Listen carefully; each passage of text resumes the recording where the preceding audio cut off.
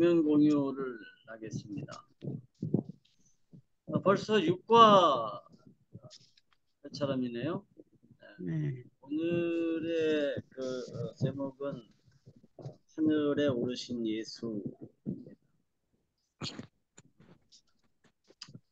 지난주에 얘기했지만 죽었다가 살아난 사람들은 꽤 있어요.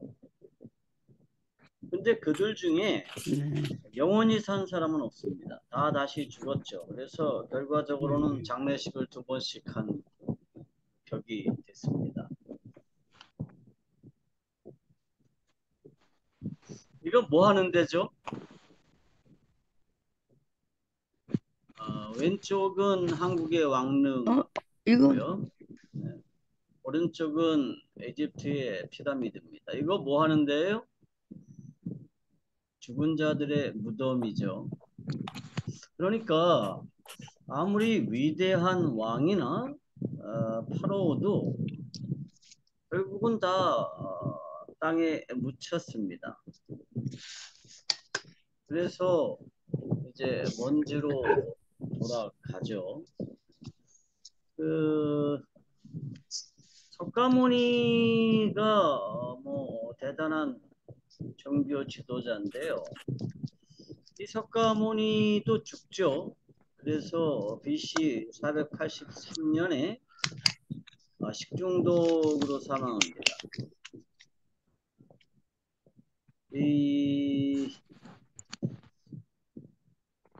아마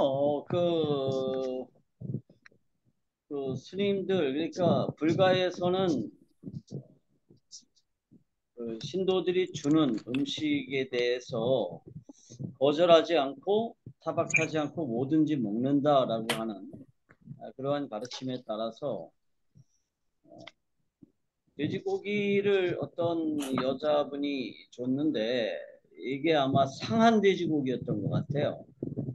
그래서 식중독이 걸려서 배탈이 났는데 이 보다가 또 여러 번 금식도 하고 몸이 아주 쇠약해져 가지고 심각한 장염으로 아마 변질됐던 것 같습니다.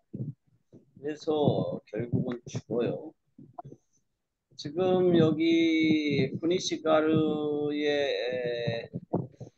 뭐 부처가 뭐 열반에 든 어떤 뭐라 그러죠 이게 부처 상이 있는데요. 부처는 똑바로 누워서 죽지 못하고요 옆으로 죽었습니다. 왜 옆으로 죽었는지 아세요? 이게 식도에 걸려가지고 후니시가르까지 오는 도중에 등창이 너무 심하게 났어요. 덩어리가. 그래서 똑바로 누울 수가 없었습니다. 그래서 이제 옆으로 이렇게 모로 누워서 죽었는데 불가에서는 이걸 이제 열반에 들었다 이렇게 표현하죠. 그리고 그 시체는 어떻게 됐느냐 하면 화장을 했습니다. 힌두교의 전통이죠. 그래서 힌두교의 전통에 따라서 화장을 하고 나서 몇 개의 사리를 남겼습니다. 몇 개의 사리를 남겼는데 그 사리들은 세계 각국으로 보내졌어요. 그래서 이쪽에 있는 이 탑은 경주 불국사에 있는 석가탑입니다. 이 석가탑에도 부처님을 태우고 붓다를 태우고 나서 나온 사리가 보관되어 있다고 그래요. 그래서 보통 이렇게 이제 부처의 사리를 보관하고 있는 탑을 진신사리 탑이라고 그러고요. 이제 우리나라에도 몇몇 개의 진신사리를 모시고 있는 그러한 절들이 있죠.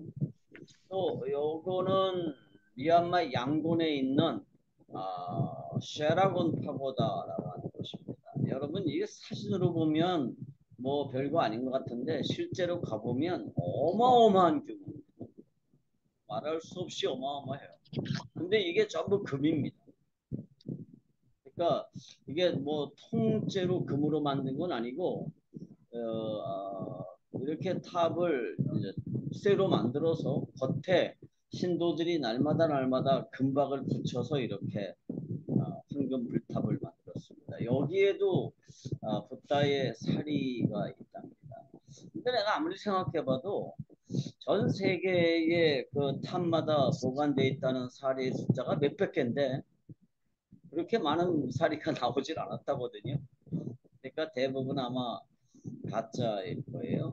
한국에도 그 강원도 오대산에 있는 월정사에 부처의 사리가 있답니다. 월정사 그 본사에 있는 게 아니라 그 월정사에서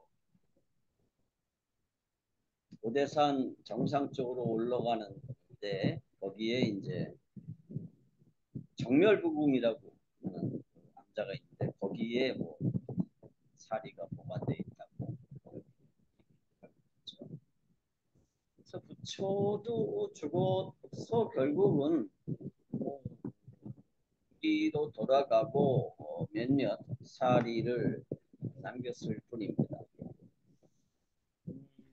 요거는 공자의 무덤입니다. 산동성의 복부라고 하는 곳에 공자의 무덤이 있습니다. 여기 가면 이제 공림이라고 하는 엄청나게 큰 사찰들이 있고 여기에 이제 공자의 무덤이 있습니다. 이거 제가 한 10년 전쯤에 찍어가지고 온 사진인데요. 여기는 사람은 안 나오지만 굉장히 많은 사람들이 와서 이 공자의 무덤 앞에 절을 하는데 대부분 중학생들입니다. 그래서 공자를 잘 섬기면 공부를 잘한다고 생각을 해서 그런데 공자는 73세까지 살았습니다. 그러니까 BC 479년에 공자가 죽었는데 그 옛날에 73세까지 살았으니까 굉장히 오래 산 겁니다. 그때 보통 사람들의 평균 연령이 한 50세가 안 됐을 때니까요. 참 오래 살고 죽었습니다. 그리고 이제 공자의 무덤은 문화혁명 때 완전히 파괴됐다가 용서평이 개혁 개방을 하면서 다시 복원됐습니다. 그래서 여기 비석에 보면 이 깨진 흔적들이 많죠. 깨졌던 거를 다시 붙인 거예요. 여기는 어디냐 하면 메디나라고 하는 곳입니다. 메디나가 왜 유명하냐 하면 여기에 이슬람의 창시자인 무함마드의 시체가 안치되어 있기 때문에 유명합니다. 그리고 무함마드는 이 메디나에서 이제 지도자로 등극을 했죠. 무함마드는 하지 이제 그 메카를 정복하고 메카에 있는 그 사원에 뭐 이렇게 우상들을 다 부수고 사원을 깨끗하게 만든 뒤에 하지 때마다 그 메카를 순례했는데 그 AD 632년에 그 하지 순례를 메카에 가서 하고 메디나로 돌아오다가 병이 났어요. 열병이 걸렸다고 그러는데 무슨 종류의 열병이었는지는 잘 몰라요. 근데 돌아와가지고 굉장히 열병으로 고생하다가 AD 632년에 6월 8일 날 죽었어요. 62세 나이로 죽었는데 18살짜리 그 애첩이 있었거든요.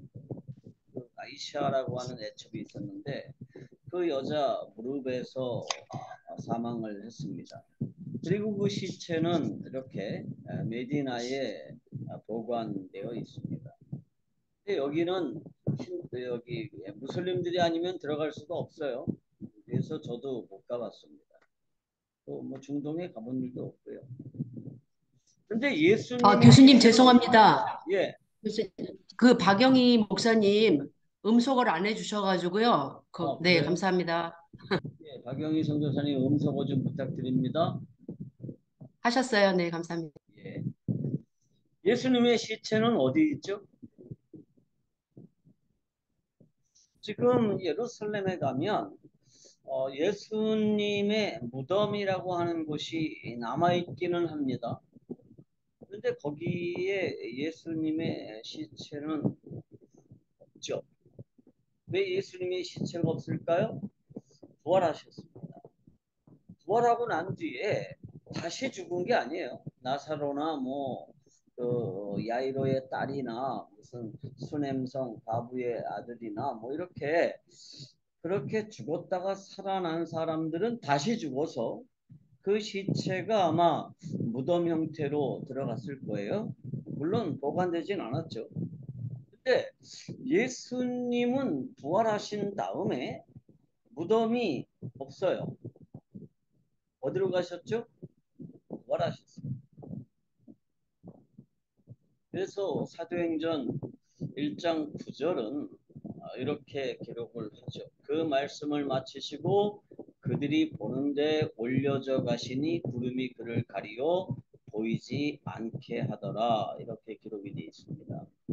그러니까 제자들에게 이제 마지막 말씀을 남기시고 그리고 많은 사람들이 보는 데서 부활하셨습니다. 그러니까 제자들만 본 게 아니에요. 예루살렘 사람들이 굉장히 많이 보는 가운데서 부활을 하셨죠. 그러니까 제자들만 예수님이 부활하는 걸 봤다 그러면 아이 거짓말하지 마. 그렇게 되겠는데 예수님의 부활은 그렇게 한 게 아니라 많은 사람들이 보는 가운데서 이제 하늘에 올라가셨죠. 그런데 여러분 사람들이 하늘에 못 올라가는 이유가 뭐죠? 중력 때문입니다. 그래서 사람은 중력을 거슬릴 수가 없어요. 그래서 중력을 거슬려고 그러면 굉장히 많은 에너지가 필요합니다. 여기 있는 공식이 F는 G 감마 제곱에 M1, M2 이런 복잡한 공식이 있어야 이게 중력과 에너지를 계산하는 법칙이래요. 그러니까 얼마만큼의 에너지가 있어야 중력을 거슬리느냐 이 정도가 있어야 된대요. 나 이게 수학을 워낙 못해가지고 이게 뭔 뜻인지 몰라요. 근데 하여튼 비행기는 이런 에너지를 발생을 시키면서 중력을 거슬리죠. 요거는 암벽 등반 사진인데요. 저도 젊었을 때는 암벽 등반을 좀 했습니다. 근데 이제 두 번 사고가 나서 손가락뼈가 부러지고 난 뒤에는 이제 안 해요. 근데 내 친구들은 여전히 암벽 등반을 열심히 합니다. 근데 이게 내 친구 사진은 아니고요. 암벽 등반을 하려고 해도 뭐가 있어야 되냐면 중력을 거스릴 수 있는 힘이 있어야 되죠. 중력을 거스릴 수 있는 힘이 있어야 됩니다. 그 중력을 거스리는 힘이라고 하는 것이 아인슈타인은 그 E는 MC의 자승이라고 이렇게 요약을 했습니다. 이걸로 우리가 상대성 원리, 특수 상대성 원리 이렇게 이야기도 하죠. 그런데 예수님은 중력과 상관없이 하늘로 가셨어요. 그런데 영혼만 그렇게 올라가신 게 아니죠. 그러니까 예수님의 영혼이 부활해서 그 영혼이 하늘로 가셨다 그러면 문제가 안 돼요. 그런데 예수님은 뭘 가지고 하늘로 가셨어요? 그 몸을 가지고 하늘로 가셨어요. 부활한 몸을 가지고 하늘로 가셨죠. 그러면 예수님의 몸은 이제 더 이상 중력의 영향을 받지 않게 변화됐다는 뜻입니다. 모든 물질은요, 뭐의 한계를 가지고 있어요? 공간과 시간의 한계를 가지고 있습니다. 그래서 공간을 이동하려면 공간을 이동하는 엄청난 에너지를 써야 되죠. 제가 지금 필리핀에 와 있는데 한국에서 필리핀까지 오는데 비행기를 타고 왔습니다. 그래서 그 공간 에너지를 어마어마하게 지불하고 왔죠. 그러면서 동시에 시간 에너지를 지불했습니다. 모든 물질은 다 공간이라는 에너지가 있어야 돼요. 공간 이동을 하려면. 그 에너지를 지불해야 공간 이동을 할 수가 있는데 예수님이 이제 무덤에서 부활하신 이후에 예수님의 몸은 공간 에너지와 시간 에너지가 필요 없는 상태로 변화되었다는 뜻이죠. 그래서 제자들이 두려움으로 문을 잠그고 모여 있는데 예수님이 갑자기 나타나셨어요. 문을 두드린 게 아니에요. 갑자기 나타나셨어요.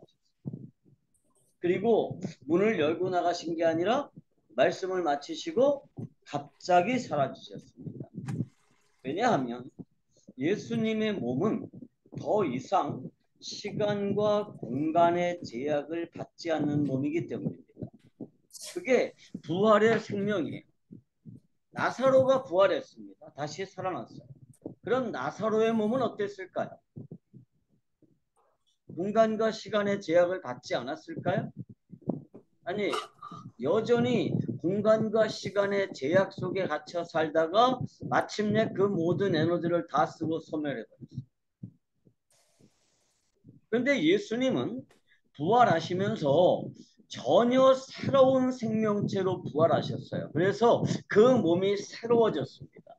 그래서 시간과 공간의 제약을 받지를 않아요. 자, 여러분, 우리도 나중에 부활한다라고 하는 사실을 믿죠. 근데 우리가 부활하면 내 이 옛 몸이 변화하는 게 아니에요. 새로운 몸을 받습니다. 그런데 분명히 몸이에요. 그런데 이 몸은 시간과 공간의 제약을 받지 않는 그러한 몸이죠. 그런데 예수님이 부활하셨는데 어떻게 되시죠? 사람들과 똑같이 육체를 가지고 계셨어요. 그래서 뭐도 하세요? 제자들과 함께 먹어요. 그래서 이제 예수님이 부활했다는 소식을 제자들이 듣고서도 그걸 믿지 못해요. 그래서 베드로가 이제 옛날 생활로 돌아가서 나는 다시 물고기를 잡겠다. 원래 베드로의 직업이 어부였잖아요. 그래서 이제 갈릴리 호수에 가서 물고기를 잡는데 몇몇 그 제자들도 같이 따라갔습니다.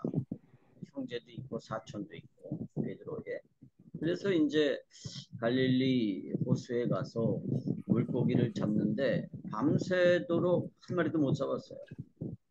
근데 예수님이 나타나셔서 저 깊은 데 가서 그물을 내려라. 그래서 그대로 했더니 많은 물고기가 잡혔습니다. 그리고 제자들이 예수님이시다 이렇게 알아보고 그리고 이제 쫓아왔어요. 그러니까 엠마오에서 그 예수님이 제자들과 동행을 하셨는데 제자들이 예수님인지를 몰랐어요. 그러니까 그 예수님을 3년 동안 따라다니는 사람들이 예수님이 부활하셨는데 그 예수님과 함께 엠마오까지 한 6km 정도를 걸어가는 동안에 그분이 예수님이라는 사실을 몰랐습니다. 그런데 그냥 옆으로 가면서 뭐 앞만 똑바로 보고 갔기 때문에 못 본 게 아니라 멈춰 서서 그 예수님과 대화를 나눠요. 예루살렘에서 예수님이 돌아가셨다라고 하는 얘기를 나눠요. 그러니까 예수님을 봤어요. 그런데 이 제자들은 예수님인 줄 몰랐어요. 그리고 목적지에 도착해서 이야기를 나누는 도중에 그분이 예수님이셨다. 부활했다는 얘기를 들었는데 그분이셨구나. 이렇게 깨닫고 알아요. 그리고 베드로도 고기를 잡다가 이제 예수님이 깊은 데서 그물을 내려라. 그러니까 이제 그물을 내려서 물고기를 굉장히 많이 잡았어요. 그리고 그때 깨달아요. 뭘 깨닫죠? 그 전에 자기들이 고기를 못 잡았을 때 예수님이 나타나셔가지고 뭐라 그래요? 네 오른편에 그물을 던져라. 그래서 그물을 던져서 대박 친 일이 있거든요. 그러니까 그때 생각이 난 거예요. 그래서 선생님이시다. 그리고 뛰어나왔더니 예수님이 생선을 굽고 있었습니다. 그러면서 고기 잡은 것 좀 더 가져와라. 그래서 이제 생선을 구워서 그날 아침에 제자들과 함께 식사를 하시죠. 그러니까 예수님이 영혼만 부활한 게 아니에요. 육체를 가지고 부활하셨어요. 그런데 그 육체는 옛날 육체와는 달라요. 시간과 공간의 제약을 받지 않지만 동시에 뭐냐? 우리와 똑같은 몸을 가지게 되신다는 뜻입니다. 요 아래 그림은 이제 예수님이 제자들에게 갑자기 나타나시는 장면이죠. 그래서 예수님이 제자들에게 나타나셔서 이제 자기를 보이셨는데 제자들이 이제 부활하신 예수님을 봤다 막 이러니까 도마가 뭐라 그래요? 나는 예수님의 그 창자국에 손가락을 넣어보지 않고는 나는 그 부활을 믿을 수가 없다 이렇게 말하는데 예수님이 갑자기 나타나셨어요. 그리고 도마에게 이렇게 말하죠. 네 손가락을 내 그 못자국에 넣어봐라. 내 창자국에 넣어봐라. 그러니까 이제 도마가 거기서 고꾸라지고요. 예수님이 너는 이제 본즉 믿느냐 보지 않고 믿는 자가 더 복되다 이런 말씀을 하시는데 그때 예수님이 갑자기 나타나시고 갑자기 없어지세요.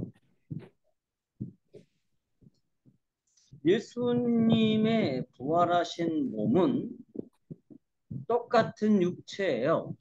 그렇지만 그 육체는 시간과 공간의 한계를 뛰어넘는 새로운 육체로 부활하셨다는 겁니다. 이 세상에 어떤 종교 지도자도 이런 예가 없어요. 힌두교에 많은 신이라고 하는 존재들도 이렇게 죽었다가 다시 살아나서 부활했다, 뭐 승천했다 그런 신화 자체가 없습니다. 왜냐하면 이게 상상이 안 되는 일이거든요. 그런데 성경은 이것을 기록하고 있고요. 그것이 역사적인 팩트라고 하는 것들이 증거가 굉장히 많습니다. 그리고 우리의 믿음의 고백 중에 아주 중요한 고백이 뭐냐 하면 장사된 지 사흘 만에 다시 살아나셔서 하늘에 오르셨다라고 하는 겁니다.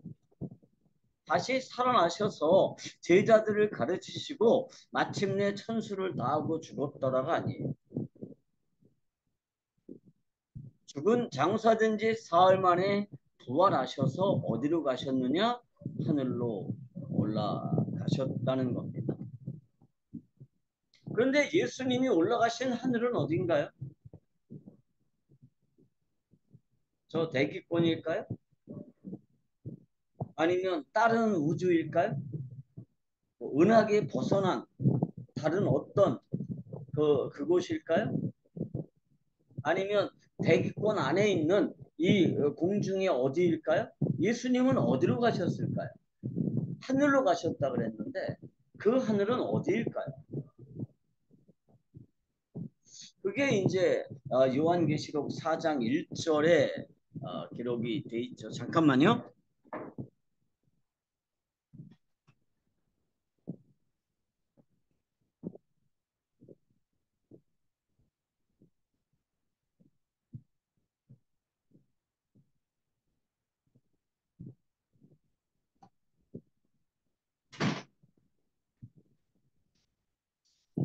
자, 요한계시록 4장 1절을 한번 찾아볼까요?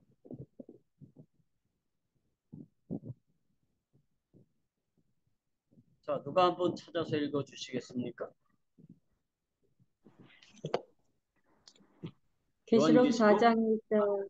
1절. 예. 이르에 내가 보니 하늘에 열린 문이 있는데 내가 들은 바 처음에 내게 말하던 나팔 소리 같은 그 음성이 이르되 이리로 올라오라. 이후에 마땅히 일어날 일들을 내가 내게 보이리라 하시더라. 아멘. 자, 여기 보면 하늘이 있죠. 그래서 요한이 뭘 보느냐 하면 하늘에 열린 문을 봐요. 요즘 보면 뭐 열린문 선교회, 뭐 열린문 기도원 이런 거 되게 많아요. 근데 요한은 뭘 보느냐 하면 하늘에 열린 문을 봅니다. 그러면 요한이 보았던 하늘의 그 열린 문은 어떤 문일까요? 공중에 있는 무슨 문일까요? 갑자기 문이 어떤 형상으로 공중에 나타났다는 뜻일까요? 그런데 재밌는 거는요.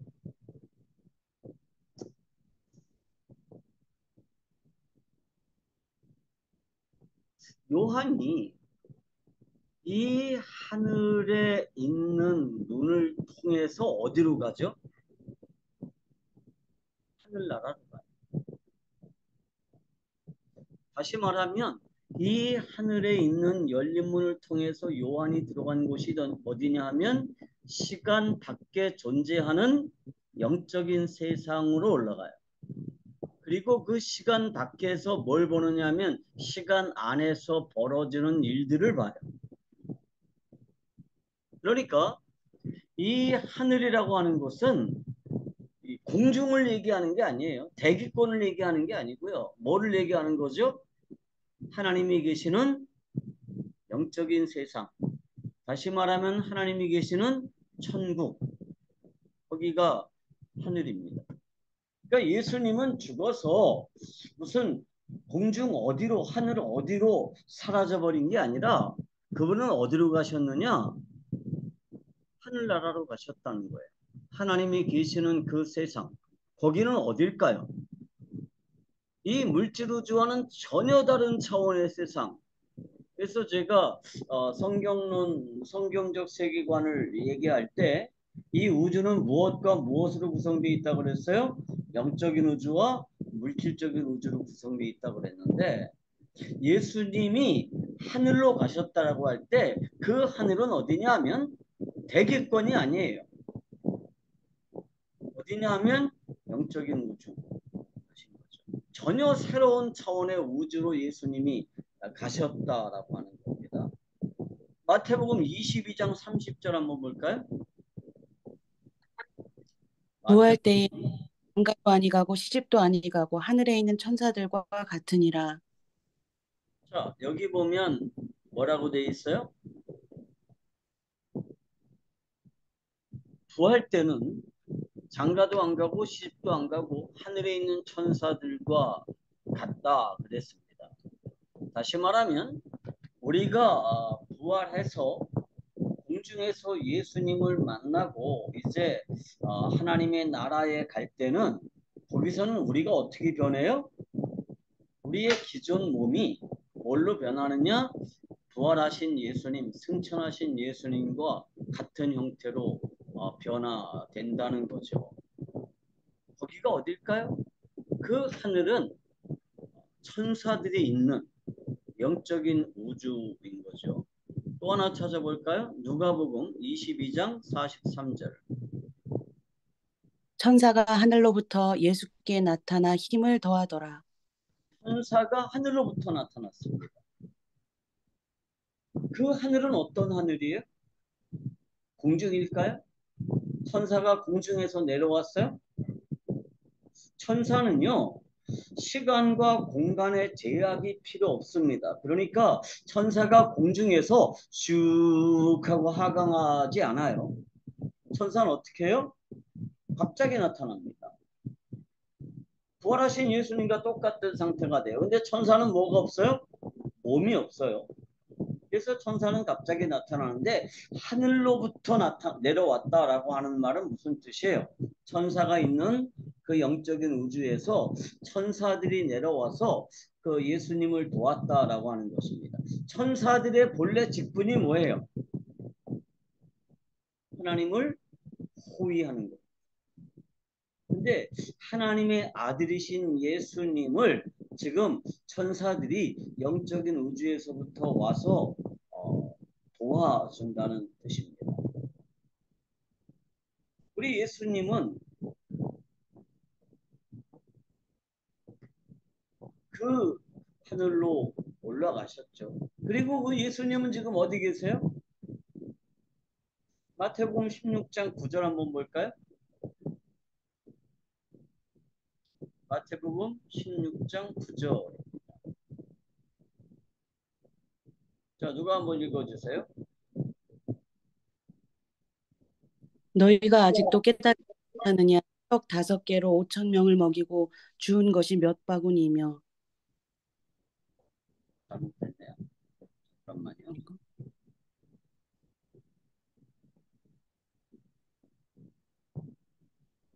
너가 잘못됐네요. 잠깐만요. 계속 이런 실수를 하는지 모르겠네요. 내가 졸면서 만들었나?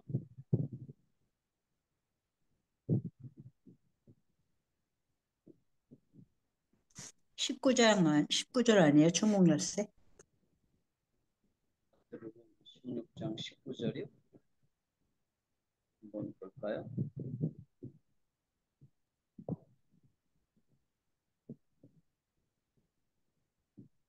아, 16장 19절이 맞습니다. 자, 이거 읽어주실래요? 마태복음 16장 19절. 내가 천국 열쇠를 네게 주리니 네가 땅에서 무엇이든지 매면 하늘에서도 매일 것이요 네가 땅에서 무엇이든지 풀면 하늘에서도 풀리리라 하시고. 자, 아멘. 예수님은 지금 어디 계세요? 하늘에 계십니다. 땅에. 지금 하늘에 계시다. 예, 예수님은 하늘에 계세요. 그 하늘은 어디일까요? 우주 공간이 아니에요. 예수님은 지금 영적인 우주에, 즉 하나님이 계시는 그곳에 같이 계시죠. 히브리서 10장 12절 한번 볼까요? 오직 히브리서 그리스도의 죄를 위하여 한 영원한 제사고 하나님 우편에 앉으사. 자, 예수님은 지금 현재 어디에 앉아 계세요? 하나님 오른쪽에 앉아 계십니다.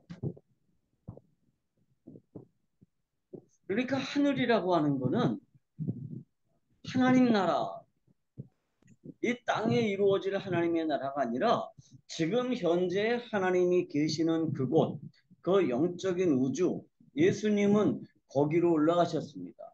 그런데 그 영적인 우주에 예수님은 뭘 가지고 가셨어요? 새로 부활하신 몸을 가지고 그 몸 그대로 영적인 우주로 가셨어요. 그러니까 원래 물질 우주와 영적인 우주는 서로 완전히 분리되어 있기 때문에 그렇게 이동해 갈 수가 없어요. 그런데 예수님이 어떻게 하셨느냐? 부활하시고 새로운 몸으로 변화되셔서 그 영적인 우주로 가셨습니다. 그리고 지금 거기 하나님 오른쪽에 앉아 계시죠.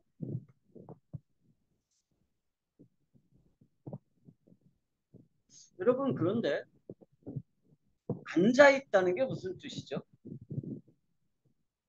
자, 다른 천사들은 다 서 있습니다. 서서, 천사들이 서서 뭐 이렇게 다 기록되어 있는데 앉아 계시는 분이 있어요. 누구죠? 몇 분이죠? 요한계시록 4장 9절에서 11절을 한번 보겠습니다. 그 그 생물 생물들이 보좌에 앉으사 세세토록 살아계시는 이에게 영광과 존귀와 감사를 돌릴 때에 24장로들이 보좌에 앉으신 이 앞에 엎드려 세세토록 살아계시는 이에게 경배하고 자기의 관을 보좌 앞에 드리며 이르되 우리 주 하나님이여 영광과 존귀와 권능을 받으시는 것이 합당하오니 주께서 만물을 지으신지라 만물이 주의 뜻대로 있었고 또 지으심을 받았나이다 하더라. 아멘. 자, 여기 보면 다들 서서 경배합니다. 그런데 앉아 계신 분이 계시죠. 그분이 누구예요? 하나님이십니다. 그런데 그 하나님은 어떤 분이세요? 성부 하나님이기도 하고 성자 예수님이기도 하죠. 이 두 분이 여기 혼용되어 있습니다. 그래서 여기 보면 이렇게 돼 있어요.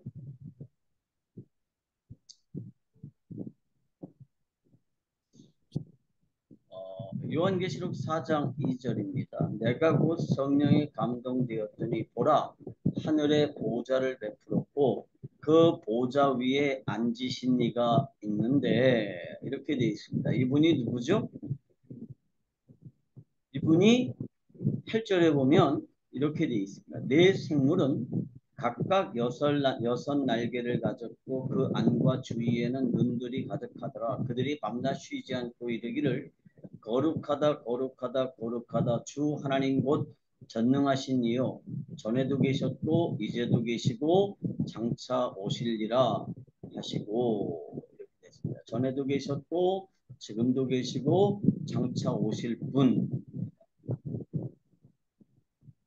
또 11절에 보면 우리 주 하나님이여 영광과 존귀와 권능을 받으시는 것이 합당하오니 주께서 만물을 지으신지라 만물이 주의 뜻대로 있었고 또 지으심을 받았나이다. 여러분, 예수님은 왜 앉아 계실까요?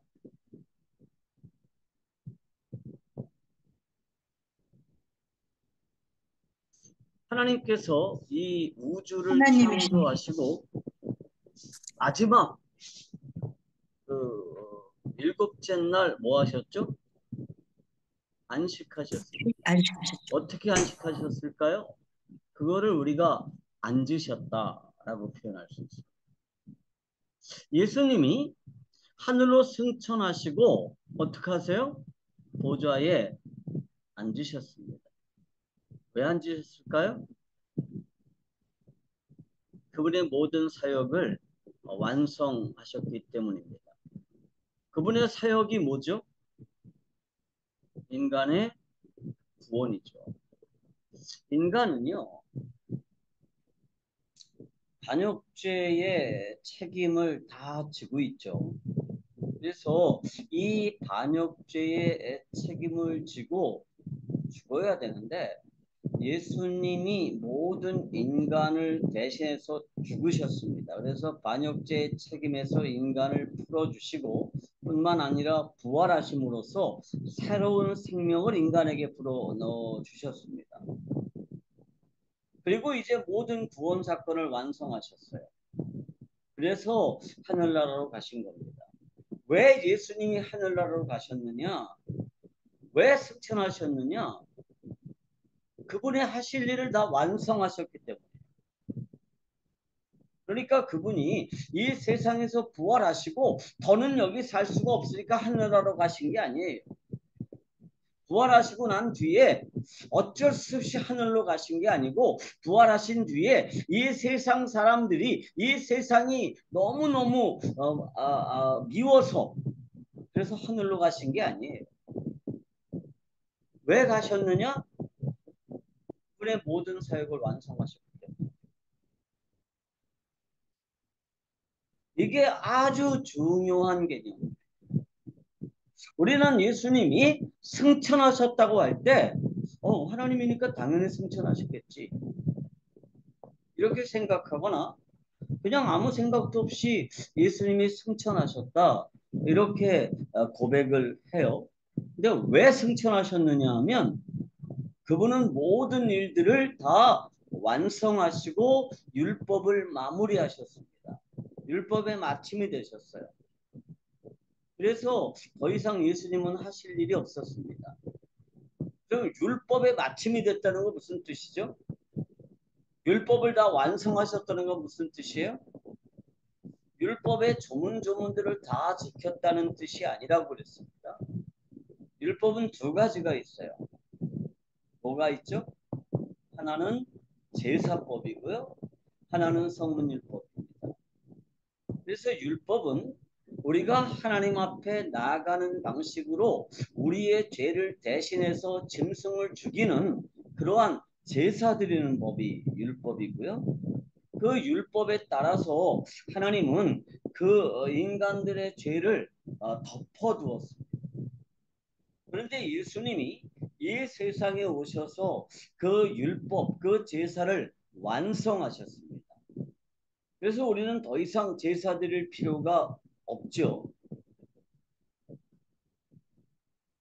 예수님은 그 제사를 완성하시고 더 이상은 이 세상에서 하실 일이 없어요. 살아계시는 동안에 하나님의 백성으로서 사는 방법에 대해서 충분히 설명하시고 직접 몸으로 보여주셨습니다. 그래서 더 이상 이 세상에서 하실 일이 없기 때문에 하늘로 가셔서 그 하늘에 앉아 계신 거죠. 그래서 예수님이 앉으셨다는 얘기는 무슨 뜻이냐 하면 구원 사역이 완성되었다는 뜻입니다. 만약에 예수님이 희생당하셨다, 우리의 죄를 위해서 대신 죽었다 라고 끝나버리면 우리의 구원은 없어요.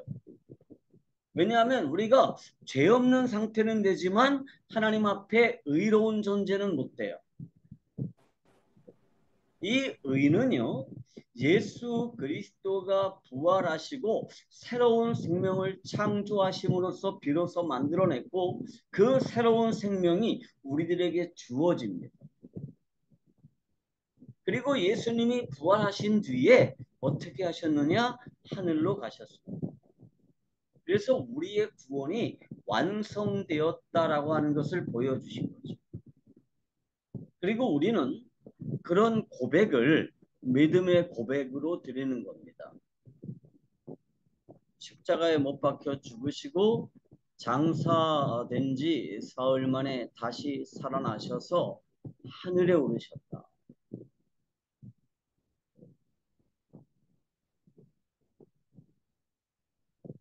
하나님이 앉으셨습니다. 예수님이 앉으셨어요. 왜 앉으셨을까요? 완성하셨기 때문에. 창세기 2장 2절에 보면 하나님이 일곱째 날에 안식하셨습니다. 왜 안식하셨어요? 6일 동안 열심히 일하셔서 힘들고 지쳐서 7일째 되는 날은 안식하셨을까요? 아니에요. 왜 안식하셨어요? 모든 창조를 완성하셨기 때문입니다. 그래서 하나님은 안식하셨어요. 예수 그리스도는 지금 하나님 우편에 앉아 계십니다. 왜 앉아 계실까요? 모든 구원 사역을 완성하셨기 때문입니다. 모든 종교는요, 지금도 끊임없이 뭐를 해야 돼요? 최선을 다해 노력해서 신에게 가려는 그런 과정이에요. 불교도들은 자신들의 수련, 자신들의 고행, 자신들의 절제 이런 걸 통해서 신에게로 나가려는 시도를 끊임없이 하죠. 구원이 완성되지 않았어요. 유대교도들은 어떻죠? 유대교도들 역시 율법 조문들을 끊임없이 연구하고 그 율법 조문대로 살려는 그러한 엄밀한 노력을 통해서 하나님께로 나가려는 노력을 계속하고 있습니다. 이슬람은 어때요? 이슬람도 마찬가지예요. 자신의 경건, 그 다음에 꾸란의 가르침을 최선을 다해서 따르는 방식으로 자신들의 구원을 완성해 나가려고 그러죠. 힌두교들도 마찬가지입니다.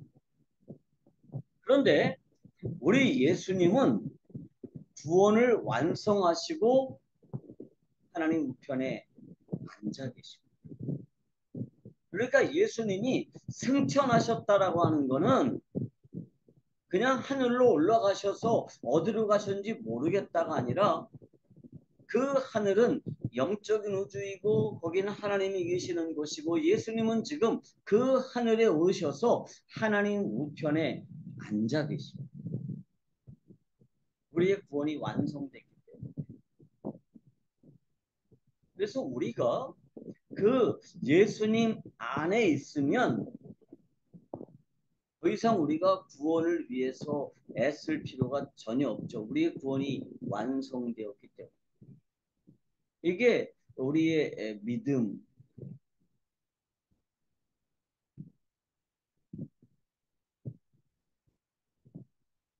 예수님이 왜 승천하셨느냐?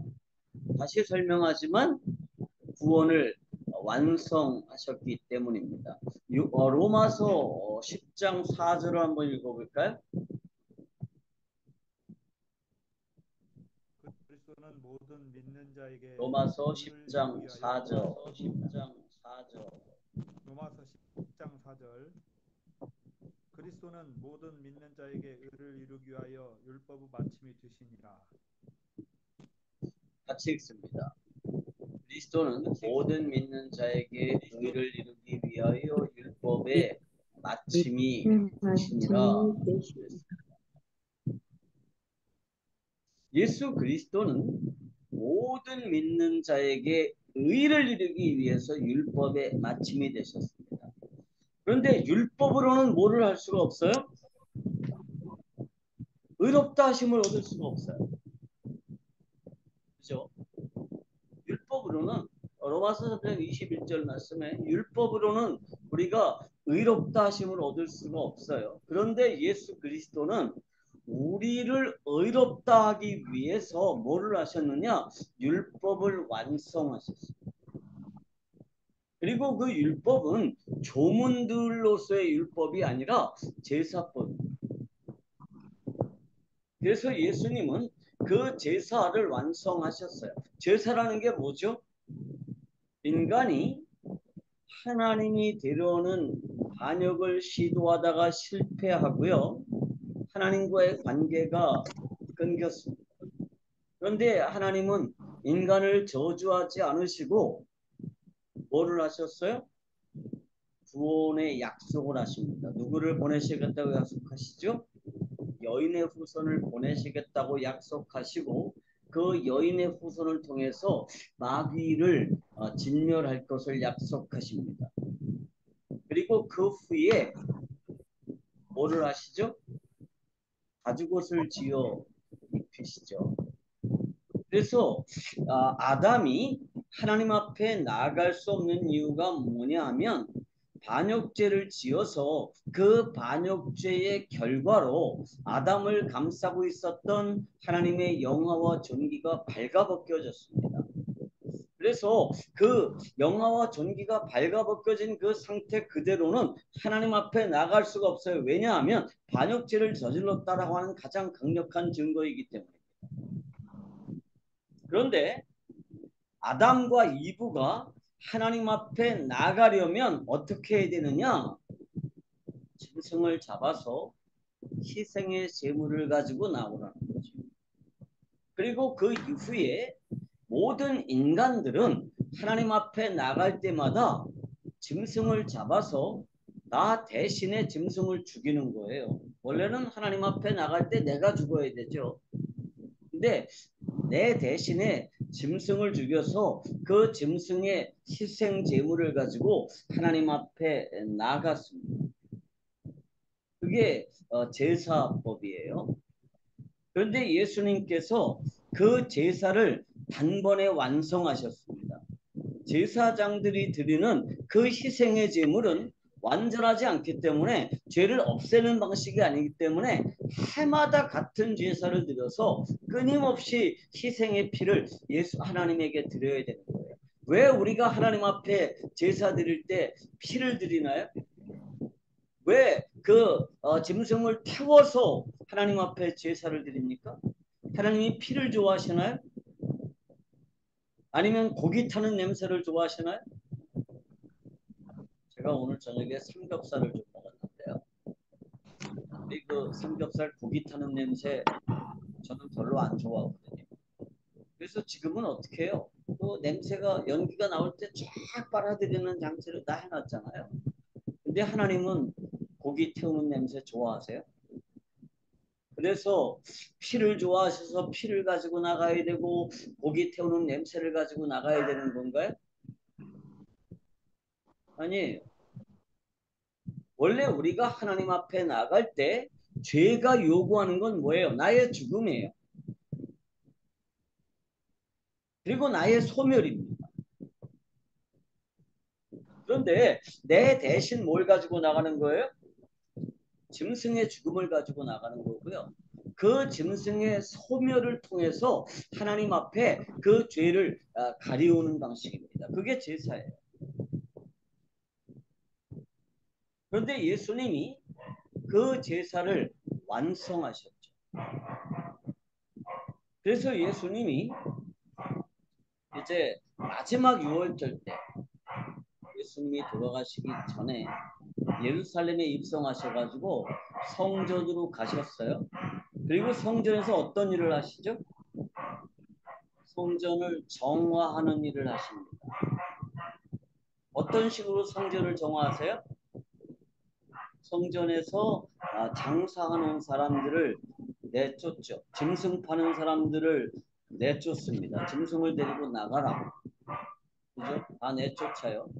그리고 돈 바꾸는 사람들의 상을 얻고 이 돈들을 가지고 나가라. 이렇게 말씀하십니다. 그런데 제가 그 성경적인 세계관 강의를 하면서 말씀을 드렸지만 그 성전에서 짐승을 파는 사람들이 왜 짐승을 팔았을까요? 거래를 한 게 아니에요. 그러니까 내가 농사 지을 소가 한 마리 필요한데 그 소를 사려고 성전에 가서 그 소시장에서 소를 사는 게 아니에요. 그 성전에서 팔던 짐승들은 다 뭐냐 하면 제사용품들입니다. 제물들이에요. 하나님 앞에 제사를 드릴 때 그럴 때 거기서 짐승을 사서 제사를 드리는 거죠.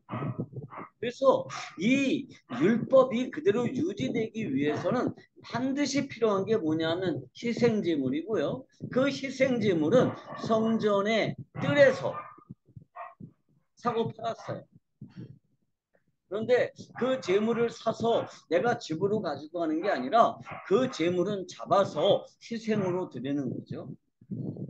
그래서 율법을 유지하는데 아주 필수적인 요소예요. 그런데 예수님이 그거를 못하게 하신 거예요. 돈 바꿔주는 것도 마찬가지죠. 당시에 사람들이 일반적으로 사용하던 돈은 로마 화폐나 그리스 화폐였습니다. 그래서 우리가 알고 있는 뭐 달란트, 무슨 데나리온, 뭐 고드란트, 은하 그런 게 다 로마 화폐, 그리스 화폐 단위들이에요. 보통 다 사람들이 그 돈을 썼어요. 그런데 성전에서는 그 돈을 쓸 수가 없어요. 성전에서는 유다 화폐만 썼습니다. 그래서 유다 화폐의 최고 고가 금액이 세켈이에요. 근데 짐승을 사려면 뭐가 있어야 될까요? 세켈이 있어야 돼요. 근데 세켈은 밖에서는 안 써요. 이미 로마 화폐나 그리스 화폐를 써요. 그래서 사람들이 돈을 가지고 가서 돈을 유다 화폐로 환전을 하고 그 유다 화폐로 재물을 사는 거예요. 그런데 이 재물을 사는 건 불법이 아니에요. 왜냐하면 모세가 그렇게 말했거든요. 너희가 사는 곳이 성전에서 너무 멀거든. 돈을 가지고 와서 짐승을 사서 그 짐승으로 하나님 앞에 제물을 드려라. 그렇게 신명기서에 모세가 기록했기 때문에 그 짐승을 사는 자체는 불법이 아니에요. 그런데 예수님이 짐승을 사고 파는 것도 금지하시고 돈을 바꿔주는 것도 금지하셨습니다. 왜 그럴까요? 그 율법은 복음의 그림자이기 때문이고요. 예수님이 그 복음의 실체이세요. 그리고 예수님이 그 복음을 완성하기 위해서 성전으로 들어오셨습니다. 예루살렘으로. 그래서 예수님이 그 성전에서 사고 파는 행위, 돈 바꿔주는 행위를 못하게 막으신 거죠. 근데 많은 사람들이 그걸 예수님의 성전 정화 활동이라고 이렇게 이해를 하고 성전을 이득의 수단으로 삼는 그러한 바리새인들을 예수님이 꾸중한 것으로 이렇게 오해를 해요. 그러면 우리가 복음이라고 하는 게 이해가 안 돼요. 예수님은요, 율법의 마침이 되셨습니다. 율법을 완성하셨어요. 왜 율법을 완성하셨느냐 하면 우리들에게 뭘 주시기 위해서요? 하나님의 의를 주시기 위해서. 요한계시록 22장 13절을 한번 볼까요?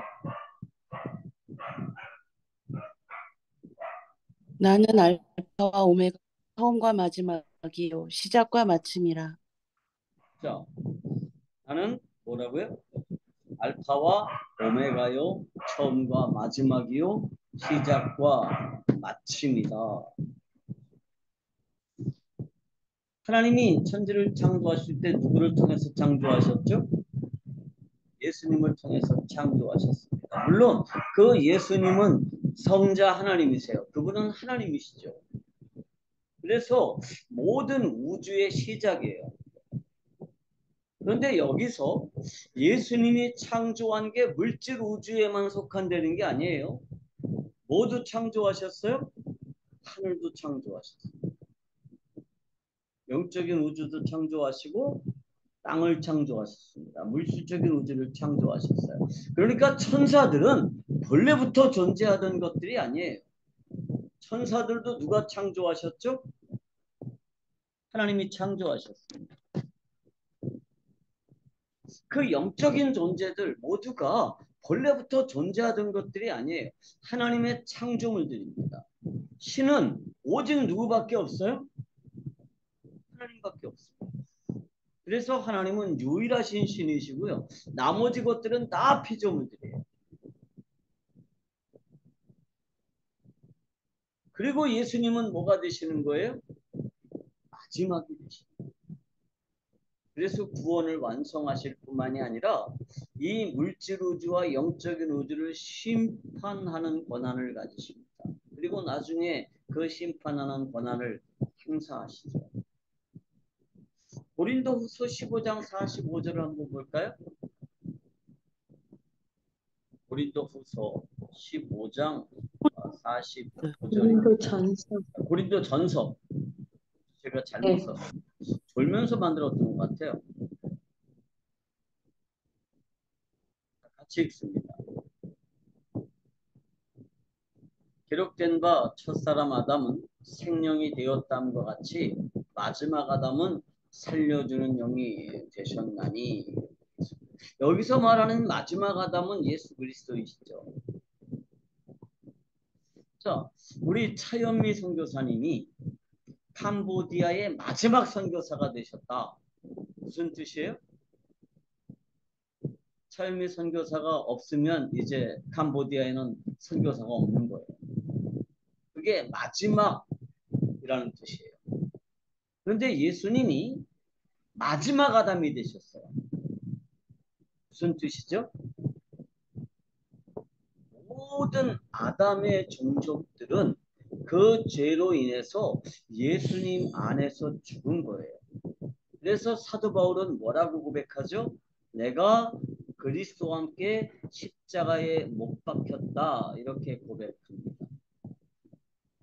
모든 아담족들은 예수 그리스도가 십자가에 못 박히실 때 그분이 십자가에 못 박혀 죽음으로써 모든 아담 족속들은 다 죽었어요. 그래서 예수님이 마지막 아담이 되셨습니다. 그럼에도 불구하고 어떻게 하셨어요? 부활하셨습니다. 그래서 내가 이제 사는 것은 어떻게 사는 거예요? 나를 사랑하사 나를 위하여 자기 몸을 버리신 하나님의 아들을 믿는 믿음 안에서 사는 거다. 이렇게 사도 바울은 고백합니다. 모든 사람이 다 죽었어요. 마지막 아담인 예수가 죽을 때.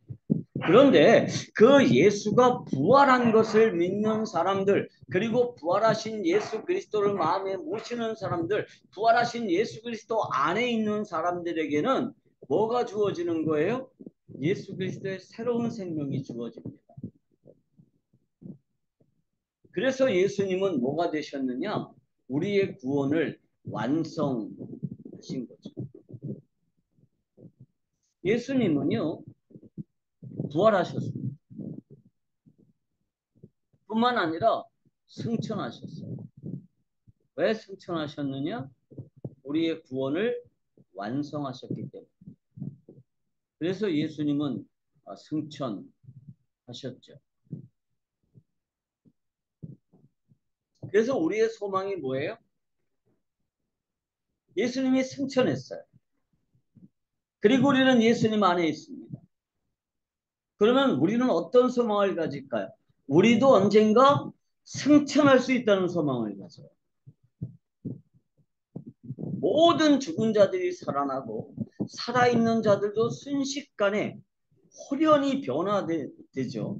그래서 하늘로 올라가서 공중에서 주님을 영접하게 되는 이 휴거가 우리들의 소망이에요.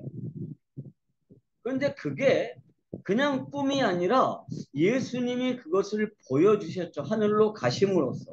모든 공간과 시간의 법칙에 얽매이지 않고 예수님은 그 몸을, 부활하신 몸을 가지고 하늘나라로 승천하셨습니다. 그러면 우리가 부활하면 그러면 예수님과 같은 몸을 가지게 돼요. 그래서 우리가 변화되죠. 모든 죽은 자들이 다 부활하고, 그런데 여기서 모든 죽은 자들은 어떻게 죽은 자들이에요? 그리스도 안에서 죽은 자들. 그리스도와 상관없이 죽은 사람들은 그때는 부활하지 못해요. 첫 번째 부활에 참여할 수가 없습니다. 첫 번째 부활에 참여하는 사람들은 누구냐면 그리스도 안에서 죽은 자들. 그 사람들은 첫 번째 부활에 참여해요. 그리고 그때 살아있는 사람들은 몸이 다 변화해요. 그래서 어디로 가요? 그래서 공중으로 끌어올려지죠. 그게 데살로니가 전서 4장 13절부터 18절 말씀이죠. 한번 읽어볼까요? 데살로니가 전서 4장 13절.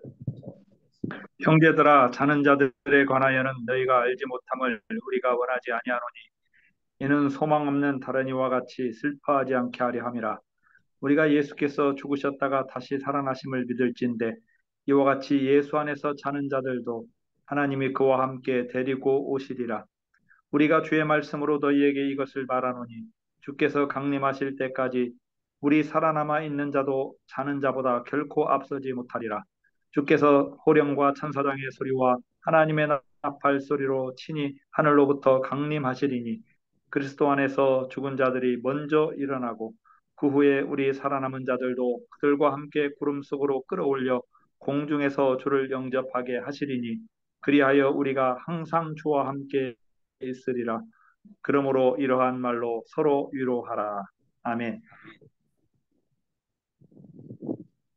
예수 그리스도께서 강림하실 때 우리도 우리의 몸이 부활해서 그 몸을 가지고 공중으로 끌어올려진다는 것이 우리의 소망이에요. 그런데 이 소망은 그냥 헛꿈이 아니에요. 그냥 우리의 헛된 기대가 아니라 예수 그리스도께서 손수 보여주신 그대로이고요. 그리고 그게 우리의 믿음이죠.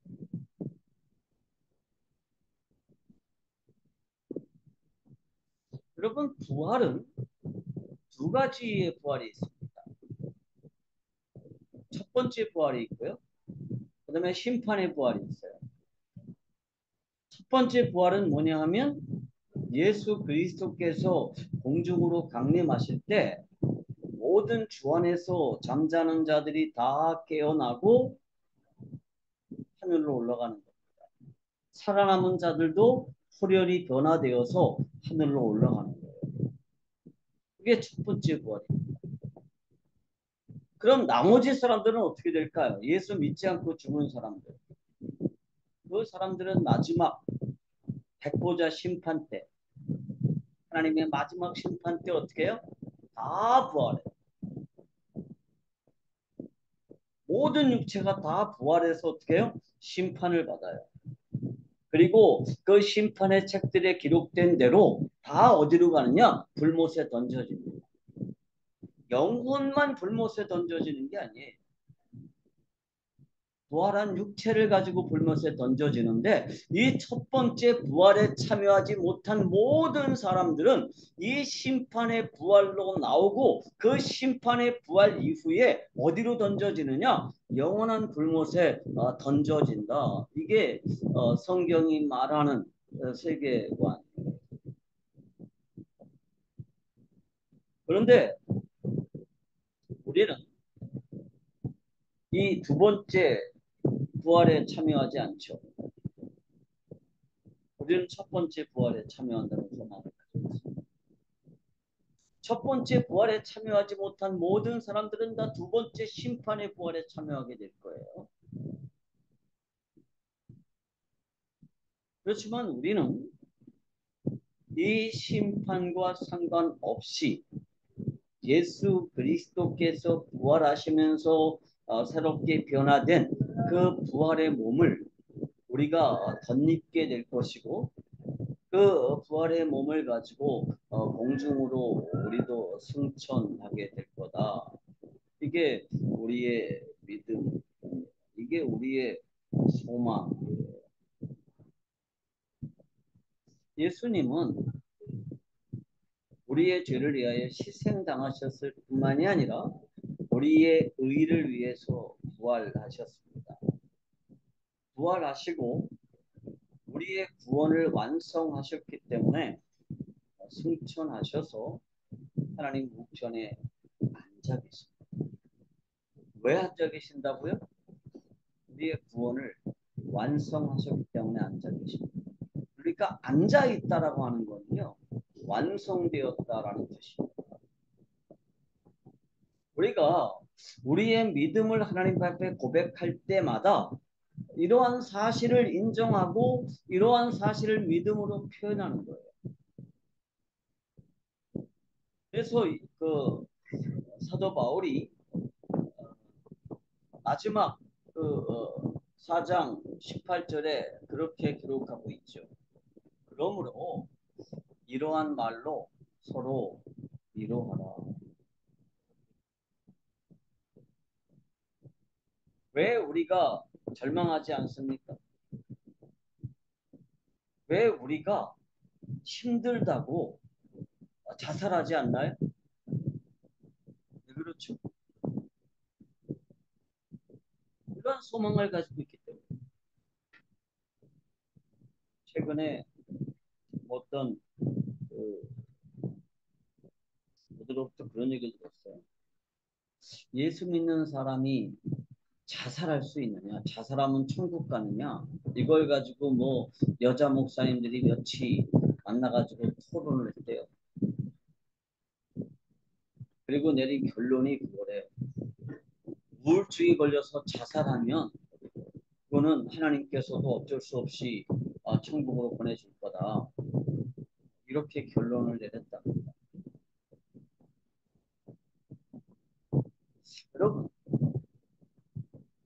예수를 믿고 이러한 새로운 소망을 가진 사람들이 그 구원의 완성을 확인한 사람들이 절망하나요?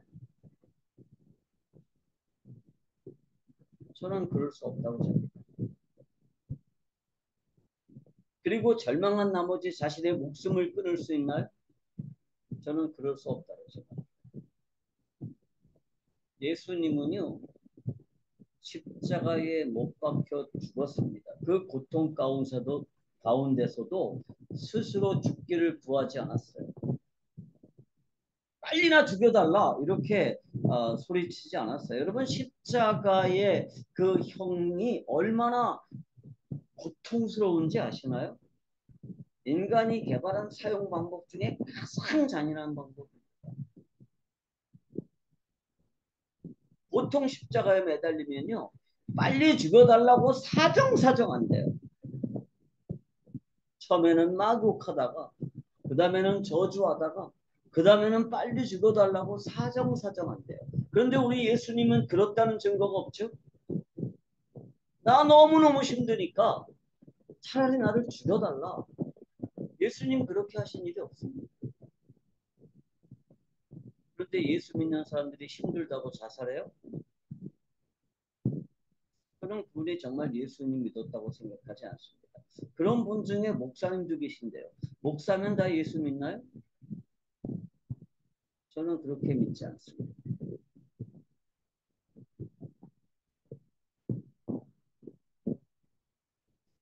인터넷 사정이 너무 안 좋아서 오늘 강의는 여기서 마치도록 하고 다음 주에 또 뵙도록 하겠습니다.